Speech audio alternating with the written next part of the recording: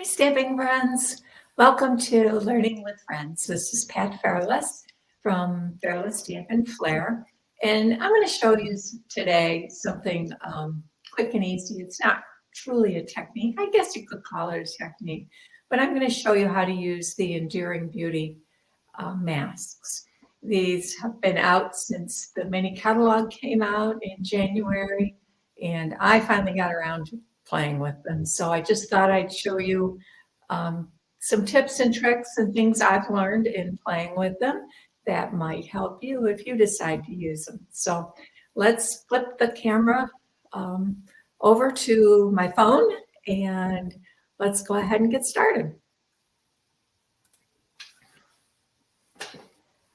All right, just to show you this is the bundle that is in the mini catalog. It's on page 38, and it is called the Enduring Beauty bundle. And it comes actually with the stamps, the dies, and these 5 masks. And today we're going to use the masks. I am going to stamp the image. You don't have to.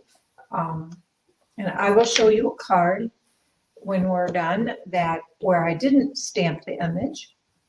So, and then you can decide if you like it best with or without the image stamped. I have a preference, and you might too, but either way works just fine.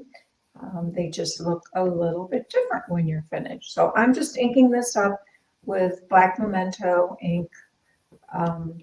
And I'm going to use, for the most part, I'm going to use my blending brushes today. I think maybe I should have done a last minute re-ink on my memento stamp set, but I didn't. So hopefully it'll get it nice and dark here. And I'm just going to go ahead and stamp this on my quarter sheet of basic white cardstock. I'm not paying a lot of attention as to where I put it. I am using my piercing mat just because it is a photopolymer stamp and it is a large stamp, obviously.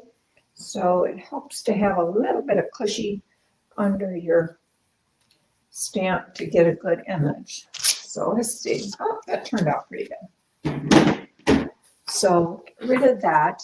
Now, what I like to do is I like to take some temporary adhesive and adhere it to my work tabletop. It just helps hold things in place. But before I do that, I'm going to line up. So there are 5 masks, and they are actually numbered up here in the top corner. And you probably cannot see the numbers that it comes with. They're just like an embossed number on here. So what I did on mine was I wrote with my Sharpie permanent marker. I just wrote the numbers on there, and you use them in the order that they are numbered. I am going to be using 1 through 4. I'm not going to use number 5. When I stamp the image, I don't think it's really necessary. If you do not stamp the image, then I would use also number 5. So I'm going to line this up here before I adhere my image down. And what I'm trying, so the first mask just has the flowers. Now they don't really look like flowers on this mask, but that's what they are. And so I'm going to line this up until I see only the 5 flowers that are on here, and I can see most of their stamped borders. Okay, so that's pretty good vertical. It's close enough. I am going to go ahead. I didn't want to have it cockeyed way off here somewhere, so I'm just going to lay this down on here. I put some temporary adhesive. This just rubs right off afterwards, and I'm going to line this up again. The first one is the most difficult one to align. And that's because we have these numbered, and there's also a notch that's Stampin' Up! Very handily chaos that we can mark on here. So I like to just trace my notch And then I'll be honest, I also trace at least probably 3 of the corners. And then the next one, because I have this adhere, it's not going to move around. My next mask, I'll know where to start lining up because I can align the corners, all right? So now my next thing is I found it easiest to adhere this down. And I like to I have this Scotch Safe Release Painter's Masking Tape that I bought years ago. I think I've mentioned it on my videos before. This works really, really good for this because it is extremely low tack. It actually is painter's tape meant to tape off things you don't want to get paint on, like around your trim or something. Don't buy it for that. It's terrible for that. It's because it doesn't stick well enough. It starts to release and the paint goes behind it, but it works great for this. So thankfully I didn't throw it away when I bought it for painting my bedroom, I think it was at the time, or it might have been my office. Anyway, I have this now aligned, and I am going to start. I'm going to make my flowers lemon lolly. I'm going to some yellow flowers. Spring is coming, almost here. In fact, today is March 21st. Is that the first day of spring? It might be. It seems like sometimes it's the 21st. Sometimes the 20th, sometimes the 22nd. It probably depends on the phase of the moon. I don't know. But we're going to say 21st. It's here. So I'm just going to use my blending brush to color these, and you can color them as dark as you want. There are other layers that will go over. So I'm going to keep them a little bit on the light side. I do like to work in circles, and the reason is when I go in circles, then I get the blending right nice close up to the edges of the mask. If I were to just go this way, I don't necessarily get into the edges as well as if I work in circles. But that's just me. Do whatever works best for you. That's what I found works best for me.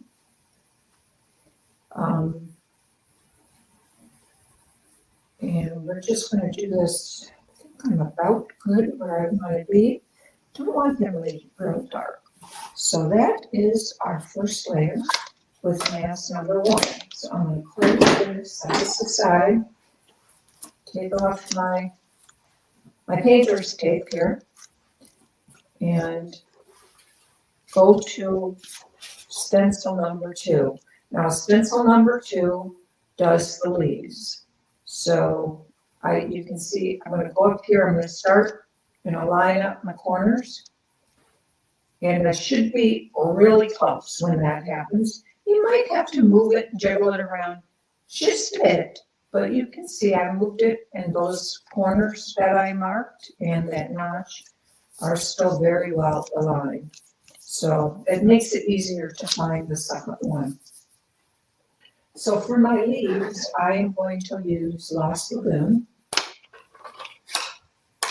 A little bit of a different color for leaves than I would normally use, but I like how it looks with the lemon lolly. So we're just going to make this light. This is a kind of soft pastel-y card a little bit. I gave it a little bit of pop with some designer series paper, so you'll see that in a minute when I show you the completed card. Again, I'm not going to make the whole card for you. I'm just going to show you the masking. I did, thank you, by the way, I did receive comments that some people appreciate that I just do stick to the technique and don't take the time to do a whole card. I may occasionally, depending on what technique I'm showing, but these videos are mainly just meant for showing you the technique, and then I show you the completed cards so you can see how I used them. And I appreciate that some of you actually prefer that because I think it goes a little bit quicker. Now, mask number 3 goes back to the flowers, and it adds some highlights in the flowers. So again, I'm going to line up the notch, and I'm going to line up the 2 corners. And then I'm going to look and see if it's where I want it to be. And again, you might move it just a bit. This particular mask, it's pretty forgiving. It's just kind of hitting the here and there on the flowers. Now, the first time I did this, I did my second layer with Lemon Lolly also. And because Lemon Lolly is such a light, pale yellow, it didn't have as much contrast as I would have liked. Maybe I made the first layer a little darker than I should have. So I went over it with Daffodil Delight, and so that's what I'm going to do. And we can, again, just use our blending brush if we want, or I found that if I use a sponge dauber, because these little openings now are actually quite small, and if I use a dauber and I go in here and I just kind of daub it on, and as I'm putting it in there, I'm kind of doing a twisting motion just to get it in. It will make the color a little more intense than if I use my blending brush, because I'm getting more ink on it. So with my card, I use the blending brush, but today I'm going to use this dauber, and we're going to compare the two and see if it looks much different, if the yellow is any different at all. With some of the other colors I used the dauber, and it did seem like it made the color just a little bit more intense. I think it gets more ink with the dauber than you do a blending brush. And I could be doing this. These cutouts become a little bit more delicate, so I'm trying not to move them around too much. I don't want to damage the dies. They're pretty sturdy. Not dies, the masks. So, all right, there is layer number 3 with mask number 3. And now let's see how this looks. It will give some dimension to those flowers, and you can just see that. I'll pick it up and show you in a bit, but it just gives a little bit of highlights. With some other colors that you use, you will get more distinction than you do with the yellow. The yellow is pretty soft. I could have probably come in with crushed curry to make it a little bit darker, but I wasn't really after a really intense color. I just wanted it to stay soft. Now, all right, I quickly put on mask 4 without explaining. What this mask does is it will add some highlighting color to the veins on your leaves and also to the stems. Hopefully you can see these here. On the stems, there is no color.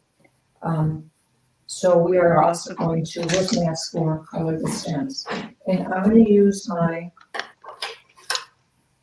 Lost Lagoon again. And let's go ahead and use a dauber for these as well, just because it's a little bit littler. I'm going to kind of focus on getting some extra color there on the stems. In fact, why don't I just let's do it this way so you can see a difference. We'll take these 3 leaves here, and they're going to get pretty dark with this dauber.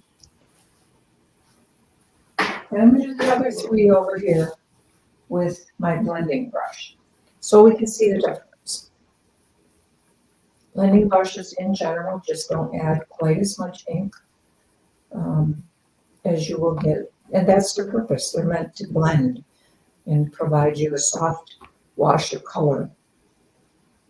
So they're doing what they're supposed to do.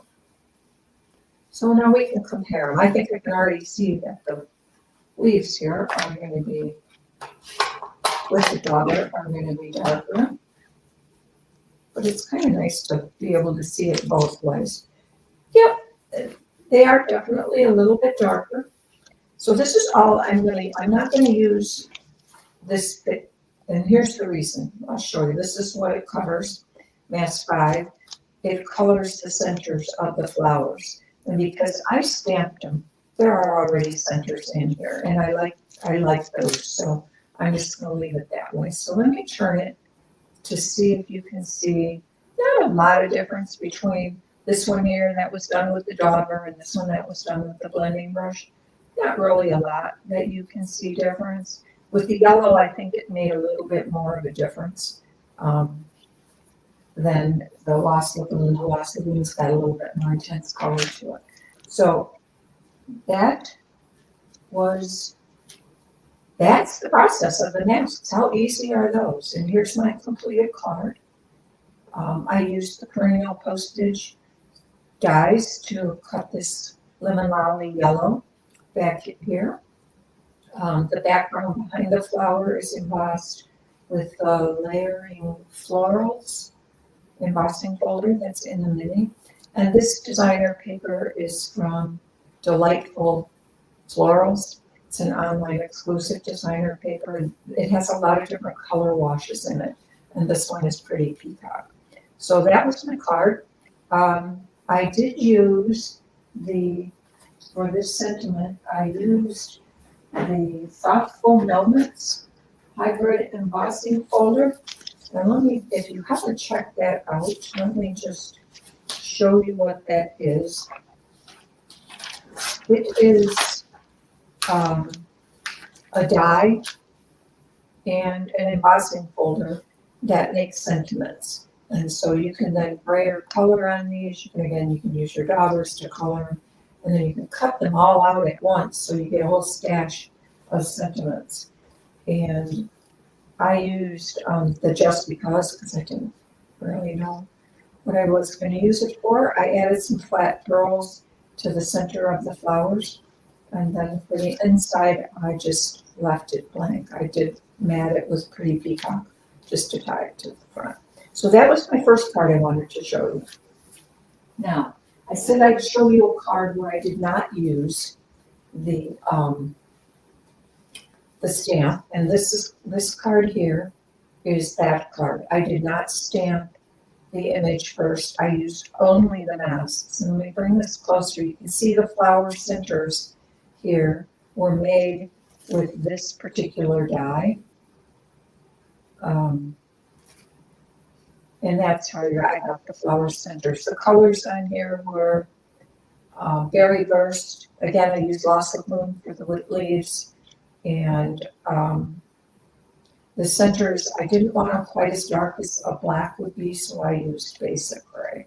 This is just kind of a quick and simple Z-fold.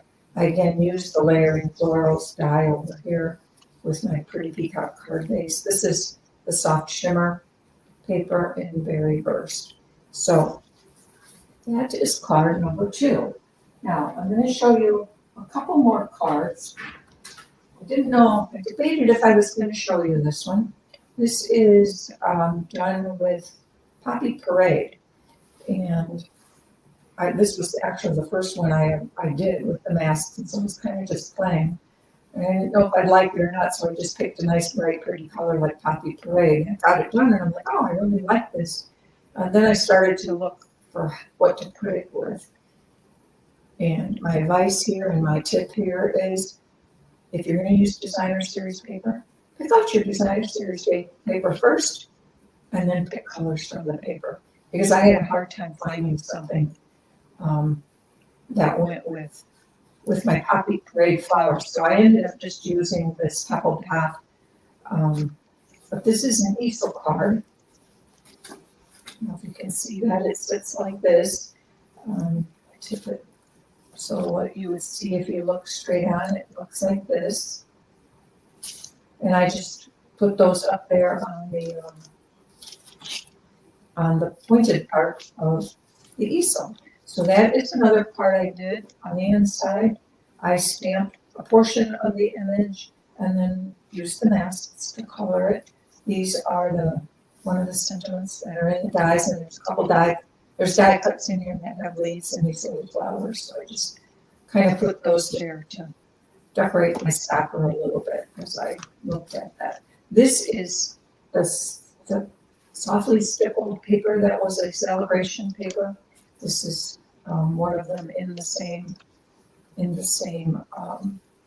collection, designer series paper, because it was celebration. It's no longer available. This is tartan foil, which is available. It is a foil. It is kind of a matte foil, and it has Pebble Path, Lost Lagoon, and one other color, Copper Clay, I think it is, in the foil. So that's kind of pretty. And then this card, my last card I'm going to show you for today, is done with Pool Party in soft seafoam. And again, I did stamp the image. This card will be on my blog tomorrow on Friday. So you can download a complete tutorial, and gives you step-by-step on how to do that. You've seen how to do the blending with this video. So this will be on my card on my blog, Fairless Stampin Flair Blog tomorrow. Again, I just stamped a partial down here and colored it with the masks.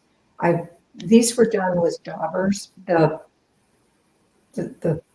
first two masks were done with blending brushes, and then the highlights were done with a sponge dauber. Pool Party's another one. It's a little on the light side, and I wanted to make sure you could see the highlights, so I used the dauber. So those are the cards that I wanted to show you today. I hope you like those. These masks really are fun to play with. I'll be honest, I thought I was a little intimidated to try them. That's probably why it took me so long. But I finally got around to trying them. So I don't know which, do you like it best with the stamped image or without the stamped image?